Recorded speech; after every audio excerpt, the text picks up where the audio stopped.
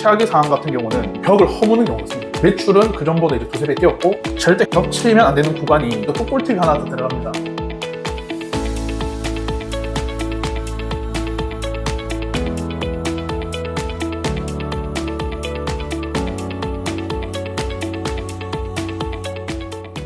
저희가 하는 작업 방식을 먼저 말씀드리는 게 나을 것 같아요. 주방은 업종에 따라서 채식존, 배식존, 화구존, 저장존, 작업존, 동선 등을 나눠서 조닝을 하고 이제 주방 담당자와 소통을 하면서 주방 동선을 같이 짜게 됩니다. 그러면은 주방 기구의 스케일에 따라서 자연스럽게 주방 크기가 정해지게 되는 거예요. 수동적으로. 내가 임의대로 정하는 게 절대 아닙니다. 그래서 주방 크기를 정하고 나머지는 홀로 업종별 이제 이 컨셉으로 인테리어를 마감하는 것이 최적화된 주방 식당 창업이라고 할 수 있습니다. 근데 이 부분은 주방 기구에 대한 거의 모든 그 작업자가 알고 있어야 돼요. 대부분 인테리어 업자분들은 사실 외식 전문 인테리어는 없다고 보시면 돼요. 왜냐면 업종마다 이제 주방에 들어가는 주방 기기가 다릅니다. 그 업종마다 주방 기기가 다른 것들을 당연히 주방 기기에 대한 스펙은 저희 주방 업체한테 먼저 물어보게 돼 있습니다. 그래서 보통은 저희는 인테리어 업체랑도 또 협업을 하기도 하고 그래서 주방만 저희한테 오히려 맡기기도 하고요. 어쨌든 식당 주방 업체가 먼저 이 주방 스케일을 담당자하고 이제 소통을 해서 완벽하게 이제 최적화된 주방을 먼저 잡고 홀로 빼야 시공 기간이냐 운영 EP 절감 측면에서 모든 것이 딱 맞아 떨어진다고 할 수 있습니다.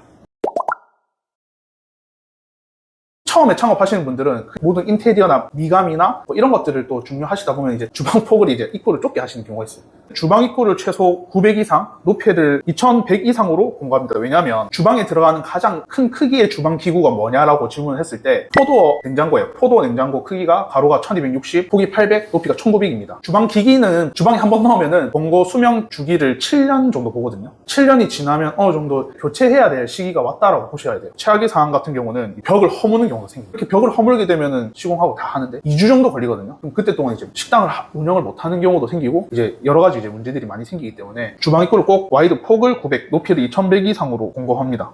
입구 폭 굉장히 중요하다는 거 느끼셨죠? 또 꿀팁이 하나 더 들어갑니다. 인테리어를 다시 싹 다 하면은 이 부분은 크게 걱정될 건 없지만 원래 돼 있던 주방을 재사용하고 싶다고 하면은 입구나 아니면 들어갈 배식구의 높이 이런 것들을 기본적으로 다 체크해 놓는 게 좋습니다. 배식대와 이제 상부장, 하부장 사이에 또 공간이 이렇게 뻥 뚫려 있으면 또 거기서 기물이 들어갈 수 있는데 그 사이에 공간이 얼마나 되는지도 체크를 해보시고 그리고 놓치는 게 있는 게 천장 중요합니다. 천장이 높으면 좋은데 낮으면 안 돼요. 업소용 냉장고에 거의 100%라고 할 수 있어요. 대부분 다 천장이 뚫려 있습니다. 이제 업소용 냉장고 특성상 그 컴프레셔, 흡입된 공기가 배출된 공기가 어디로 나간다? 천장으로 나간다. 근데 아까 말한 천장이 낮으면 어떻게 되겠죠? 결론적으로 냉장고 빨리 고장나요. 7년 쓸 거 2, 3년 안에 가버립니다. 그렇기 때문에 가장 중요한 건 천장이 어느 정도 높아야 된다.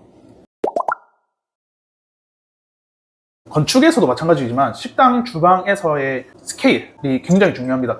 주방 안에서 활동하는 반경에서의 폭은 1인이 주방에서 왔다 갔다 할 수 있는 최소의 폭은 900 이상, 2인이 왔다 갔다 해야 된다. 그거는 1200에서 1400 이상. 1인이었을 때 최소 900을 왜 잡냐라고 하면은 1인 주방이면 보통 이렇게 대면형 주방을 많이 짜거든요. 그러면은 뭐가 걸리냐? 작업대일 경우는 문이 없는데 냉장고일 경우는 문이 열리죠. 문이 열 공간을 찾고 사람이 왔다 갔다 해야 될 공간을 교집합을 찾다 보면 최소 공간이 900은 돼야 돼요. 또 2인이었을 때는 동선이 또 중첩되면 힘들죠. 그렇기 때문에 1200에서 1400을 공고해요. 저희가 급식소나 방급 들어갈 때도 공고 스케일을 꼭 지킵니다. 그래야 너무 넓지도 않고 너무 좁지도 않은 주방에서의 사람의 스케일이 완성되는 거예요. 그리고 높이에 대해서 말씀드릴게요. 이 폭도 중요하지만 사실 제가 포인트로 이야기하고 싶은 건 높이예요. 여성분들은 보통 키가 150에서 170cm 가정하에 작업대 800에서 850 그리고 남자분들은 키가 170에서 180일 경우 작업대 높이가 850에서 900 사이 이렇게 되어야만 합니다. 왜냐하면 요리 잠시 하는 사람은 괜찮지만 주방 안에서의 대부분의 주방 작업자의 시간은 최소 8시간에서 많게는 12시간까지 일을 하십니다. 써는 거를 하나로 가정해 볼게요. 이거에 대한 반복 횟수가 얼마나 될까요? 하루에만? 몇천 번, 몇만 번? 그걸 이제 한 달, 1년, 10년을 간다 했을 때 대부분 저는 사장님들하고 대면을 많이 해서 소통 많이 했을 때 대부분 거북목이세요. 거북목이고 어깨가 이렇게 수축돼 있고 이것 때문에 실질적으로 팔도 많이 끊어 먹으시고요.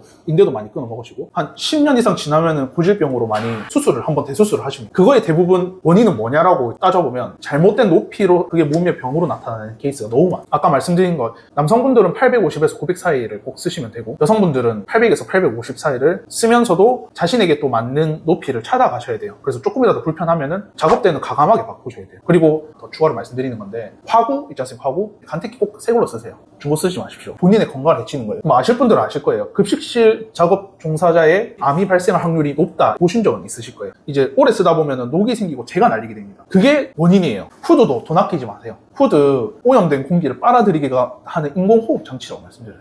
그래서 주방에서의 건강을 해칠 수 있는 거는 작업대의 높이, 간택기, 후드 그거 꼭 주의해 주시기 바라겠습니다.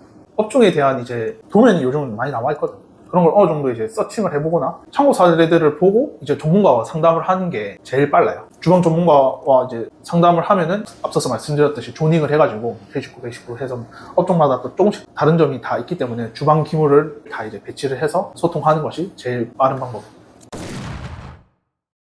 절대 겹치면 안 되는 구간이 제가 생각했을 때는 퇴식구와 배식구예요. 첫 번째는 실질적으로 저희가 설계를 할 때도 교차로 인한 오염이 되면 안 된다. 겹침으로 인해서 식중독 발생이나 새 음식이 오염될 수 있다는 그런 리스크가 있고, 두 번째는 외부 손님이 보셨을 때 퇴식구하고 배식구가 교차되면 가겠습니까? 다음부터 안 가시겠죠. 이 식당은 절대 가면 안 된다고 이렇게 삐용삐용삐용삐용 띵용띵용띵용 합니다. 절대 안 됩니다.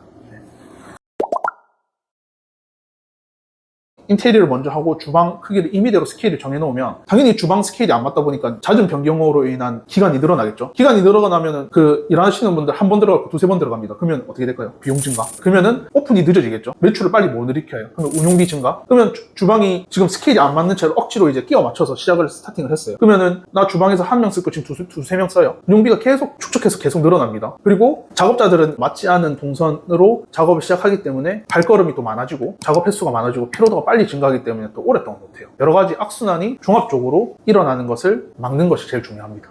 그래서 주방을 다 만들어 놓고 갑자기 저희가 불려갑니다. 그렇게 되면 어떤 상황이 일어날까요? 퇴식존만 이제 한번 예를 들어 볼게요. 퇴식존에는 보통 뭐가 필요하냐면 장반 처리대, 세척기 싱크대, 세척기가 필요합니다. 이게 기본 세트거든요. 이게 예를 들어서 우측에 가야 될 게 반대편에 가 있으면 어떻게 돼 있을까요? 동선도 엄청 길어질 뿐더러 이쪽으로 옮겨야 될 것 같다 하면은 식기세척기에 필요한 제반, 따뜻한 물 수도, 배관, 전기도 따로 따야 돼. 싱크대도 수도, 따뜻한 물, 찬물, 배관 뭐 이런 식으로 이제 전체 설비가 왼쪽에서 오른쪽으로 옮겨지는 상태가 일어나죠. 결론은 하나가 바뀌면 다 바뀌어야 되는 거 아시죠? 식당 작업이 사실 뭐 1, 200으로 끝날 수가 절대 없죠. 가장 중요한 거는 주방이에요. 주방은 꼭 전문가한테 맡겨야 돼요. 제가 주방 전문가라서 이야기하는 게 아니고 주방에 대한 지식이 없으면 여기 냉장고 어떤 냉장고 들어가고 뭐 관특기 어떤 거 들어가고 어떤 거 결국 주방 공사하는 사람들도 그 도면이나 이거 지식이 필요한 거예요. 그러니까 주방만은 꼭 주방 전문가한테 맡겨야 됩니다. 저희가 진행했던 오동동 대골 짬뽕이라고 있습니다. 사실 오동동 대골 짬뽕 점주님도 그전에는 이제 예산이 없다 보니까 원래 있던 거를 이제 조금 채워가지고 이제 중화 식당으로 2층에 하셨어요. 어느 정도 운영을 하시다가 이제 양산의 라피에스타로 오시게 되면서 이제 식당 운영을 해본 경험이 있기 때문에 주방 동선에 대한 중요성을 깨닫고 주방 크기를 저와 함께 같이 짰습니다. 조닝을 하고 중화 식당이니까 중화 식당에 맞게끔 제식구, 저장존, 작업대, 그 다음에 화구, 1년에 이런 것들을 다 같이 맞춰 나갔습니다. 그래서 거기서 보통 3, 4명 일을 했던 거를 현재는 지금 2명만 일하고 있고, 그리고 매출로 말씀드릴게요. 하루에 2, 300, 주말에는 4, 500까지 지금 매출을 찍고 있어요. 매출은 그 전보다 이제 두세 배 뛰었고, 그때 또 1등급 냉장고가 지원 가능했을 때여서 전기세가 그 전에 한 달에는 4, 50만 원 나왔던 게 지금 15만 원에서 20만 원 안짝으로 지금 든다고 들었어요. 매출은 어쨌든 마케팅이랑 본인의 본질 마크 이런 건 또 다시 극대화해야 될 이야기고, 가장 중요한 건 주방에서 이제 최저가를 통해서 얻을 수 있는 거는 인건비 절감이랑 영업이익이죠. 결국 이익을 이제 극대화할 수 있는 전략이 될 수 있다라고 말씀드리고 싶어요.